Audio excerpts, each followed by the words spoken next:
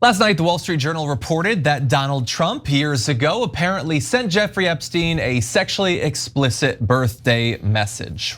And ever since that, and in fact, kind of leading up to it, Donald Trump made clear that he is going to sue the Wall Street Journal as well as its owner, Rupert Murdoch, and that has since happened. The lawsuit has been filed, and I think to those who say Donald Trump doesn't have a sense of humor, and I've said that many times, he does though, because he filed the lawsuit in Eileen Cannon's district. Now you're probably wondering, is the Wall Street Journal headquartered there? No. Is there any connection to the case? No, but it would be nice for him if he got her, I'm sure. Now we're gonna give you all the details, including what was actually in the letter, but does this seem like just another Trump temper tantrum, or do you think he actually believes this is fake news? Okay, so guys, we got to discuss two things in this segment, right? One is this new precedent that Donald Trump has started for all politicians, which is if anyone criticizes you or does a story about you that you view to be damaging, you just sue them. And that way we have a free country with freedom of press and freedom of speech because the politicians sue everyone into submission that dares to criticize them. So that's half the story. The other half of the story is, does this leak from the Wall Street Journal help or hurt? And I'm not sure that it helped the Epstein case at all. And you might be surprised by that opinion, but I'm gonna tell you why in a little bit, okay? Yeah, I get where you're going with that, I think. But we wanna start with the lawsuit because that's sort of the theme of today's show, newspapers being sued, comedic critics of the president being fired. We've got a lot of that, but in case you missed the initial reporting of what was in that birthday letter, it bore Trump's name, and it contains several lines of typewritten text framed by the outline of a naked woman, which appears to be hand-drawn with a heavy marker. A pair of small arcs denotes the woman's breasts, and the future president's signature is a squiggly Donald below her waist, mimicking pubic hair. And so the president's birthday cards share a lot in common with the sort of whiteboard displays created by the crew of Always Sunny in Philadelphia. In any event, inside the outline of the woman was that note. And it's basically a third person, fictional conversation between Trump and Epstein, or at least I really hope it's fictional. But here it goes, voiceover. There must be more to life than having everything, the note began. Donald, yes there is, but I won't tell you what it is. This commercial would suck, by the way. Jeffrey, nor will I, since I also know what it is. I can't do his voice, I have no idea what he sounds like because unlike Donald Trump, I wasn't friends with him for at least 2 decades. Donald, we have certain things in common, Jeffrey. Jeffrey, yes we do, come to think of it. And then it goes on. Donald, enigmas never age, have you noticed that? Jeffrey, as a matter of fact, it was clear to me the last time I saw you. Donald, a pal is a wonderful thing. Happy birthday, and may every day be another wonderful secret. So, ew. And also, so they did reach out to Trump for comment on this, the Wall Street Journal. He stated to them apparently, this is not me, this is a fake thing. It's a fake Wall Street Journal story. I never wrote a picture in my life. I don't draw pictures of women. It's not my language, it's not my words. I'm gonna sue the Wall Street Journal just like I sued everyone else, which is how presidents should talk. And so anyway, after that, he then took to Truth Social, as he always does, and posted a novelette about how mad he was, that he was gonna sue them, that it's fake news, every criticism of him is, and again insisted that he doesn't draw pictures, which to be very clear, he very much does. So this was actually tweeted out, a little compilation of the many sketches he has done. Now, they're thankfully not of breasts, but they are of buildings, and many of them do appear to be done in a heavy marker. And so, if you care about whether he's being honest or not, there's plenty of evidence that he likes to draw. Now, was that writing a bit complex for someone as simple-minded as him? Yes, but that said, it was in third person, which pretty much everything that he writes is, so sort of mixed evidence about that. But as we said, the lawsuit has been filed. He is suing apparently for libel, assault, and slander. So Libel and slander. I thought those were different things. He's apparently not, doesn't understand any more than I do. And so he's suing Rupert Murdoch, the publisher of the Wall Street Journal, and the 2 reporters who wrote the article. Now, bear in mind, proving that this is libelous requires proving a few different things, including that there was malice, that they were knowingly publishing something false or defamatory, something to hurt him. That is gonna be very difficult to do, but that same high bar could be applied to almost any of the lawsuits that he's baselessly filed and then have been settled for millions of dollars, not because there's any merit to it, but because those companies don't want to be destroyed by an authoritarian regime that's utterly out of control. That's my legal theory anyway. Cenk, what do you make of it? Yeah, so first of all, again on the lawsuits, now Gavin Newsom sued Fox News and got an apology last night from Jesse Waters and a retraction. Like, I like that Jesse Waters had to apologize and retract because he was lying, and I'm glad that Gavin Newsom called him out on it. But I hate this phenomenon. Every politician is now going to sue at the drop of a hat. And remember, the problem with the corporate media is that they're corporate. So if it hurts their bottom line, they don't really care what's true or not true. Let's put it this way. To be fair to them, the reporters care, the editors care to some degree, the publishers care a lot less, the owners almost don't care, okay? And so when the owner says, okay, now my multi-billion-dollar merger is at stake, as an example, right?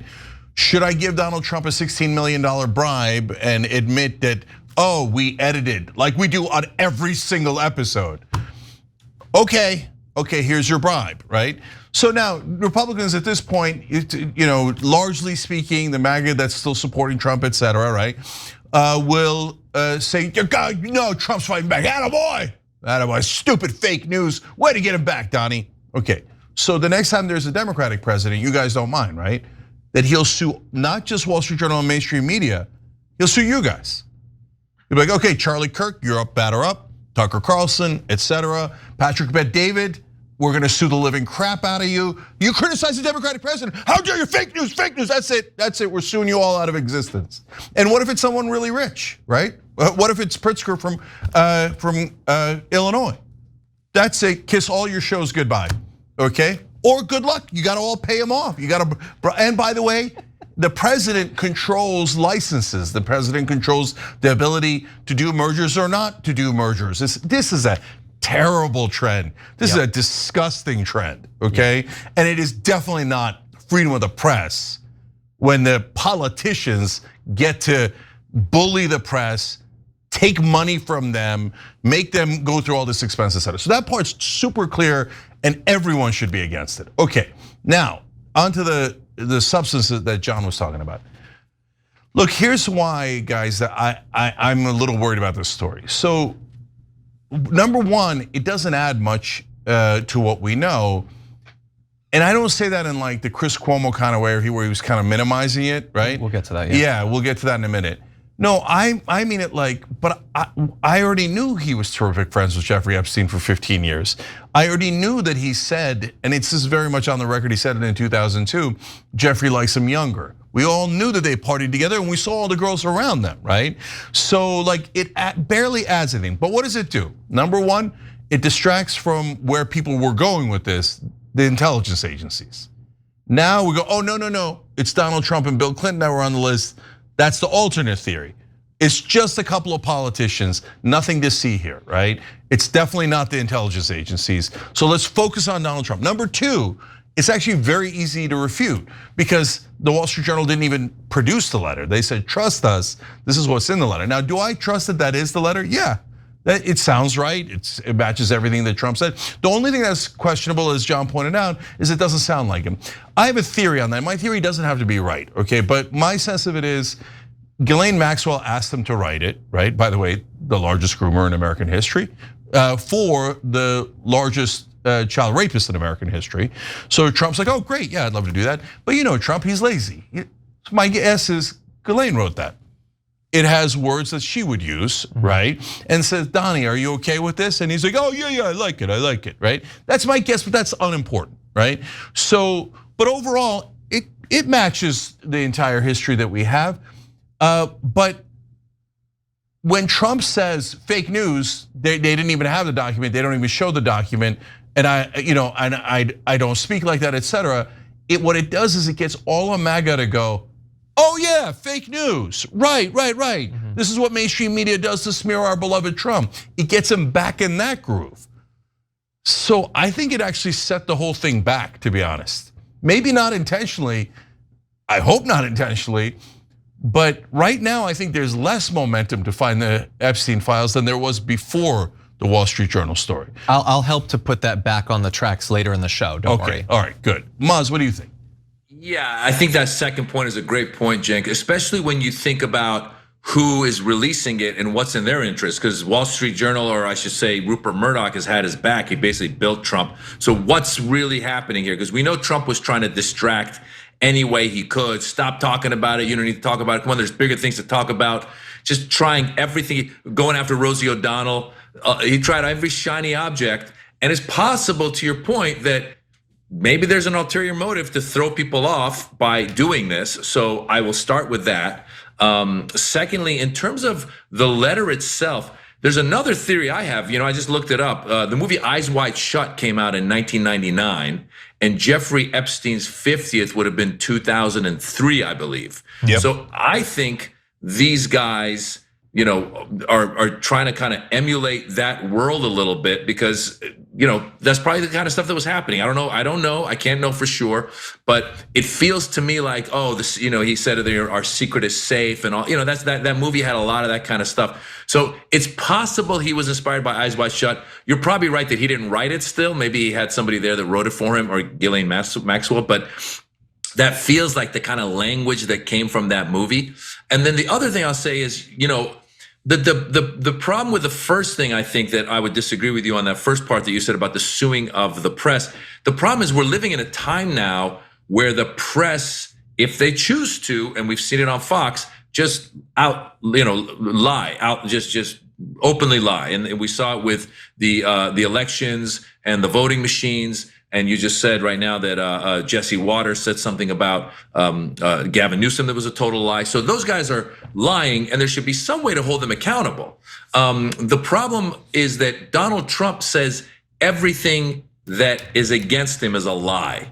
And we all know it's not a lie, but he has this, this power now to sue everybody.